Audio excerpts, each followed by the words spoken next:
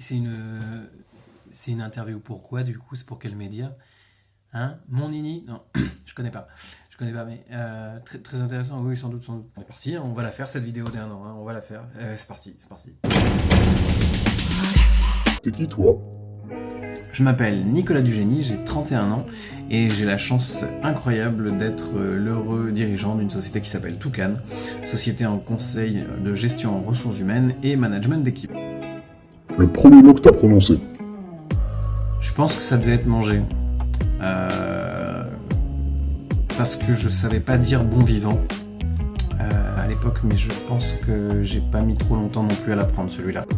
La première fois que tu t'es dit que tu ferais des ressources humaines. La première fois que j'ai dit que je ferais des ressources humaines, c'était dans le centre de documentation de l'IUT, parce que je regardais un petit peu les formations qui pouvaient s'offrir à moi après un bac plus 2, et que j'ai un camarade de promo qui est venu en regardant par-dessus mon épaule et qui m'a dit « mais on n'est pas assez intelligent pour faire ça ». Je crois que je l'en remercie aujourd'hui parce que j'ai eu qu'une seule envie, c'était de lui prouver qu'il avait tort. Ta révélation en management. C'était un stage professionnel en 2009 en Allemagne, à Düsseldorf plus exactement. J'ai eu la chance de travailler dans un groupe franco-allemand qui s'appelait Vallourec et Mannesmann, qui aujourd'hui s'appelle Vallourec, et où j'ai travaillé sur deux sujets qui m'ont vraiment passionné, qui sont la formation des jeunes ouvriers qualifiés d'un côté de 14 à 18 ans et l'accompagnement des collaborateurs en pré-retraite, donc c'est-à-dire à 5 ans de partir en retraite. Et tout le système en fait de binôme en fait qu'on met en place entre la jeune génération qui arrive et l'ancienne génération qui va partir mais qu'on souhaiterait vraiment conserver ou tout au moins pour la valoriser, à transmettre ses savoirs et ses compétences.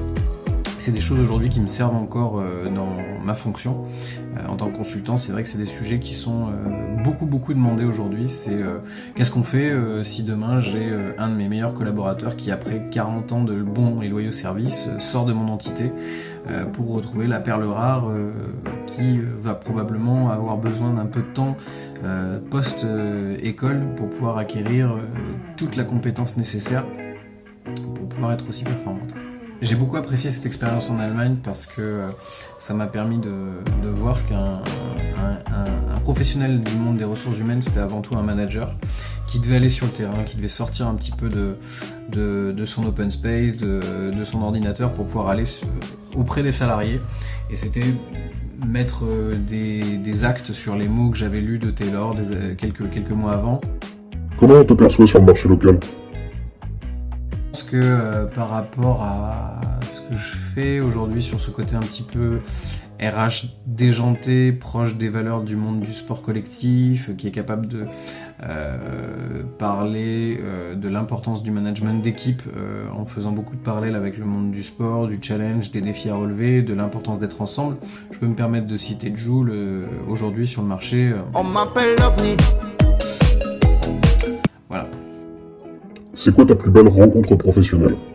Belle rencontre professionnelle, alors j'en ai eu plein, mais si je devais en retenir une pour cette première année d'entreprise, cette année 2019, je parlerai de ma rencontre avec Daniel Betoul, qui est le directeur d'une entreprise qui s'appelle les Porcelaines de la Fabrique, qui est basée à Saint-Junien, donc à côté de Limoges.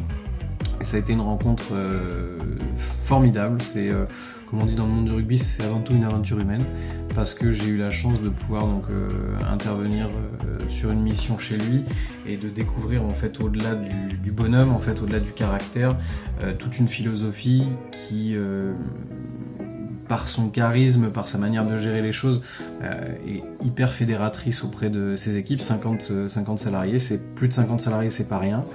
Et j'ai toujours trouvé en fait que nos échanges avaient été très enrichissants pour moi à tous les niveaux. Et c'est vrai que s'il y a une rencontre que je dois retenir, ce sera celle-là. Pour l'année 2019, c'est vraiment celle qui m'a le plus marqué parce que sur le plan humain, ça m'a beaucoup apporté. L'élément que t'as révélé en 2019. L'élément que j'ai préféré en 2019, c'est lorsque présidente de l'AFPI Limousin, donc Françoise Chaumeil, m'a contacté pour me recevoir en entretien parce qu'ils étaient intéressés par l'éventualité de faire appel à un consultant indépendant pour traiter tous les sujets propres aux ressources humaines et au management dans le monde industriel du Limousin. Et je tiens vraiment à la remercier, ainsi que Philippe Régnier, toute l'équipe de l'AFPI Limousin et de l'UIMM pour leur confiance, parce que c'est vraiment grâce à vous que j'ai pu vraiment décoller sur le marché local. Et comme on dit aussi encore une fois dans le rugby, je vous rends le truc à vous. Et je suis vraiment très très ému de la confiance que vous m'accordez chaque jour. Pour pouvoir m'éclater dans autant de missions et dans autant de volumétrie de sujets dans l'industrie française et limousine. Tu faisais quoi dans cette interview? Je descendais les poubelles de verre du Nouvel An et de Noël, donc je n'ai plus de bras. Tu feras quoi après? Je pense que je vais aller continuer le revisionnage intégral de la série Dark sur Netflix, qui a vraiment été ma série préférée depuis les 3 dernières années. Mais en tout cas, c'est une série qui m'a bien plu. Je pense que là, je vais aller faire une pause avec cette série-là. Ouais.